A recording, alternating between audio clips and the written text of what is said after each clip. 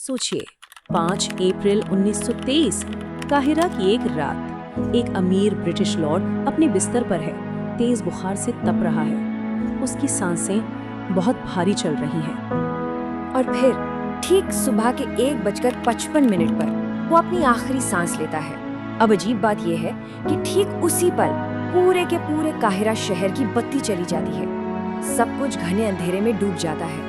और तो और हजारों मील दूर इंग्लैंड में उस लॉर्ड का पालतू कुत्ता जोर से चीखता है और बस वहीं ढेर हो जाता है। कुछ ही महीने पहले इसी आदमी ने 3000 साल पुरानी एक कब्र को खोला था।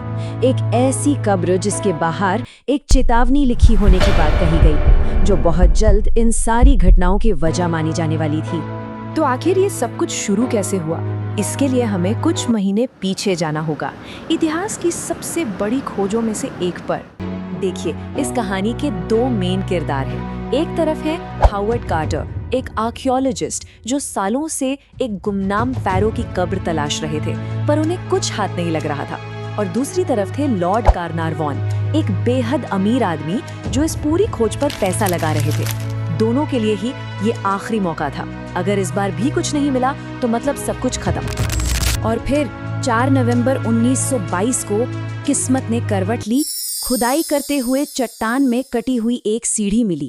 अगले ही दिन तक सीढ़ियों की एक पूरी कतार साफ हो चुकी थी, जो नीचे एक दरवाजे तक जा रही थी। वो दरवाजा सील बंद था, उस पर परलोक के देवता की शाही मोहर थी। और फिर मोहर पर एक नाम साफ साफ पढ़ा गया, तूतनखामोन।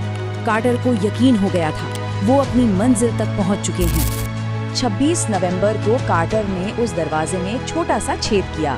अंदर से गर्म हवा का एक झोंका बाहर आया, जिससे उनकी मोमबत्ती की लौ एक पल के लिए फड़फड़ा उठी। जैसे ही उनकी आंखों को अंधेरे की आदत हुई, उन्हें सोने की चमक दिखाई दी। पीछे से लॉर्ड कार्नावॉन ने बेचैनी से पूछा, क्या तुम्हें कुछ दिखाई दे रहा है?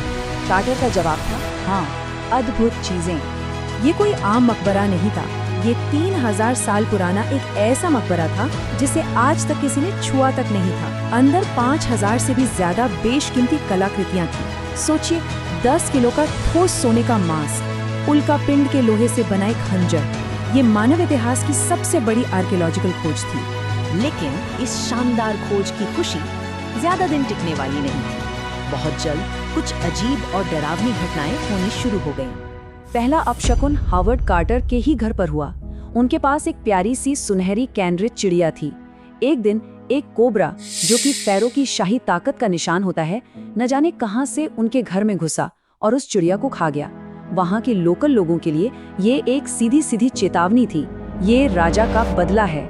कुछ ही महीनों बाद लॉर्ड कार्नावान को एक मच्छर ने काट लिया। शेविंग करते वक्त उन्होंने गलती से उस जगह को ब्लेड से छील दिया और बस इन्फेक्शन हो गया।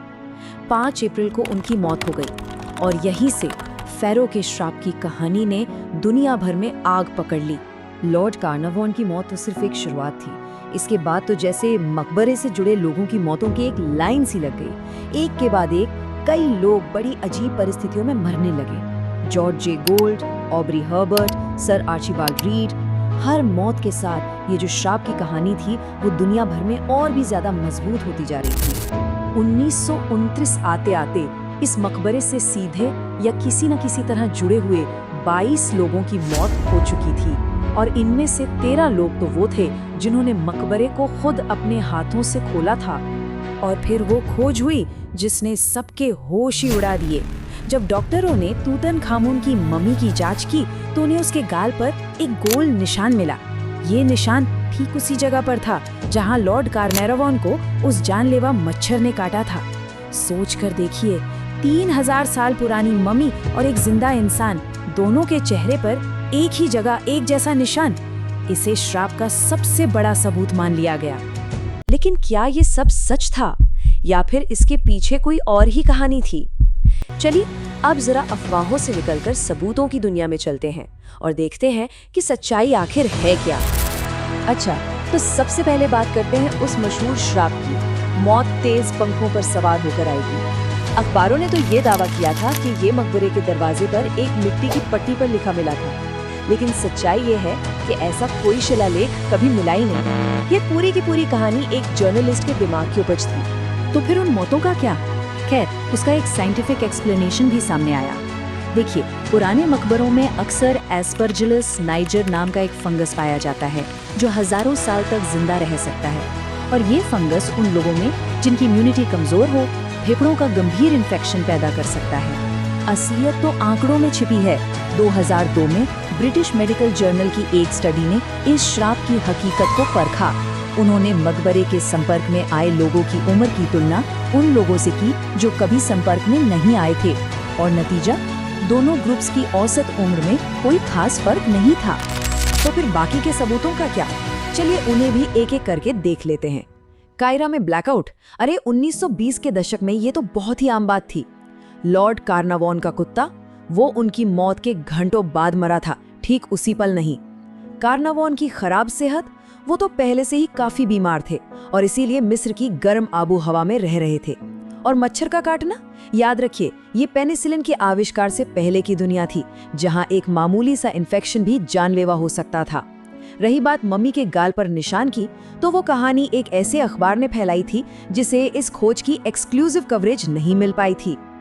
अब एक सीधा सा सवाल है, अगर ये श्राप वाकई में असली होता तो इसका सबसे पहला और सबसे बड़ा निशाना किसे होना चाहिए था? इस सवाल का जवाब इस नंबर में छिपा है। जी हाँ, 16 साल। हावर्ड कार्टर, वो इंसान जिसने मकबरे को खोजा, उसके दरवाजे को तोड़ा और मम्मी को खुद बाहर निकाला, वो इस खोज की 16 साल बाद तक जिंदा रहे। उनकी मौत 64 साल की उम्र में कैंसर से हुई थी। प्राचीन मिस्र में लोग मानते थे कि इंसान की असली मौत तब होती है जब दुनिया उसका नाम लेना भूल जाती है। तूतनखामुन का नाम भी इतिहास से लगभग मिटा ही दिया गया था। लेकिन मजे की बात देखिए, मीडिया के बनाए इसी अभिशाप ने उस गुमनाम फेरो को वो चीज दी जिसकी हर मिस्रवासी इच्छा रखता था, यादों के जरिए अमरता।